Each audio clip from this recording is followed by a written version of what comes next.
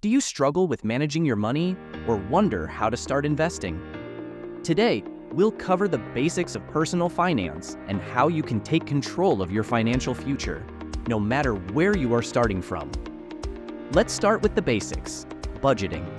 Think of budgeting like planning your meals for the week. You wouldn't want to overspend on one meal and starve for the rest of the week, right? Similarly, with your income, you need to plan where every dollar goes. For example, let's say you earn $3,000 a month. A simple budgeting rule is the 50-30-20 rule. 50% for needs like rent and groceries, 30% for wants, and 20% for savings or paying off debt. By following this rule, you'll avoid overspending and can even start saving. Next, build an emergency fund. This is your financial safety net. Imagine your car breaks down or you lose your job unexpectedly. Without an emergency fund, you'd have to rely on credit cards or loans, which could spiral into debt.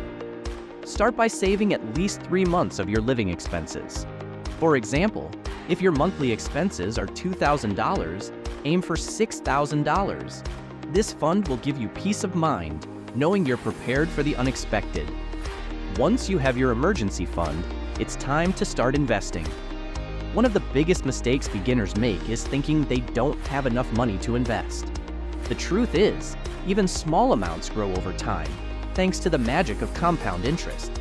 For example, if you invest $100 a month at an average return of 7%, in 10 years, you'll have over $17,000.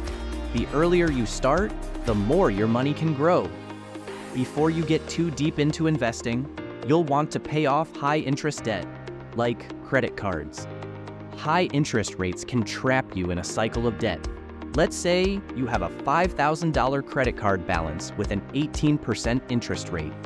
If you only make minimum payments, it could take you over 10 years to pay it off, and you'll end up paying nearly double the original amount in interest.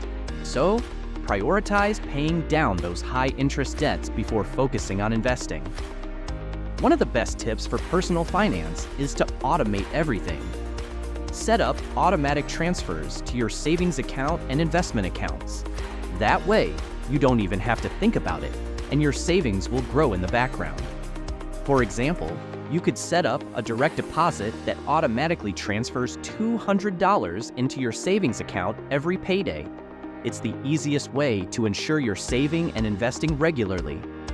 By budgeting, building an emergency fund, paying off debt, and investing early, you're setting yourself up for financial success.